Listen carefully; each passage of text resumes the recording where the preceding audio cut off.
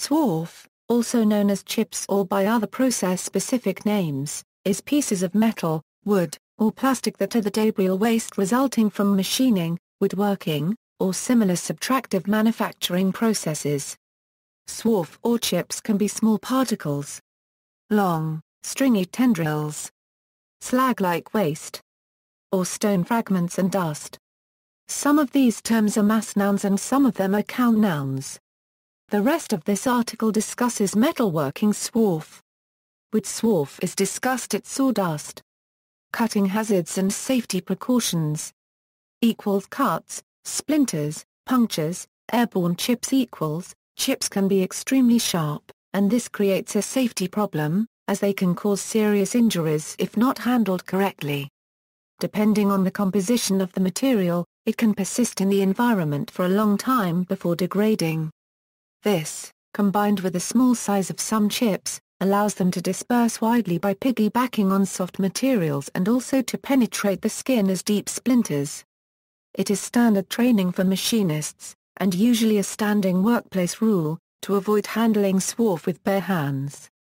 Similarly, it is also standard training for machinists, and usually a standing workplace rule, to minimize or entirely avoid handling swarf by blowing chips away with compressed air, but this practice is considered burdensome or impractical by some machinists.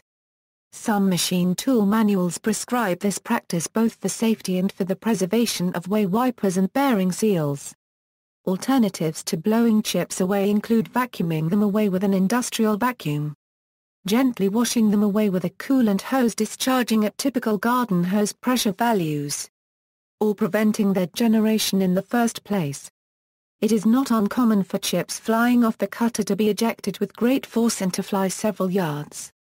These flying chips present a hazard that is deflected with safety glasses, face shields, and other personal protective equipment, as well as the sheet metal enclosures that surround most commercial computer numerical control machine tools. Flammability. Due to its high surface area, swarf composed of some reactive metals can be highly flammable. Caution should be exercised to avoid ignition sources when handling or storing swarf in loose form, especially swarf of pure magnesium, magnesium alloy, pure titanium, titanium alloy, iron, and non-stainless steel. Swarf stored in piles or bins may also spontaneously combust, especially if the swarf is coated with cutting oil. To extinguish swarf fires, a special fire extinguisher is needed, designed for fighting Class D fires. Chip breaking. Optimum cutting efficiencies often generate long spring-like swarf. This is hard to deal with as it is bulky and can clog the nozzle of a shop vacuum. Cleanup and disposal of this continuous cutting swarf is made simpler by using a cutting tool with a chip breaker. This results in denser, more manageable waste. Machine cleaning and chip handling. Disposing of swarf is a tedious but necessary task. For ease of transport and handling, swarf may be compressed into bricks, which greatly reduces associated problems with storing and cost. It also improves material handling for all concerned with its reclamation and recycling.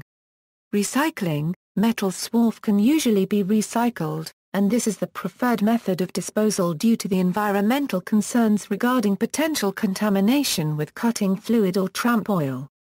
The ideal way to remove these liquids is by the use of a centrifuge which will separate the fluids from the metal, allowing both to be reclaimed and prepared for further treatment. Small bundles of stainless steel or bronze swarf are sold as excellent scourers for dishwashing or cleaning encrustations of dirt.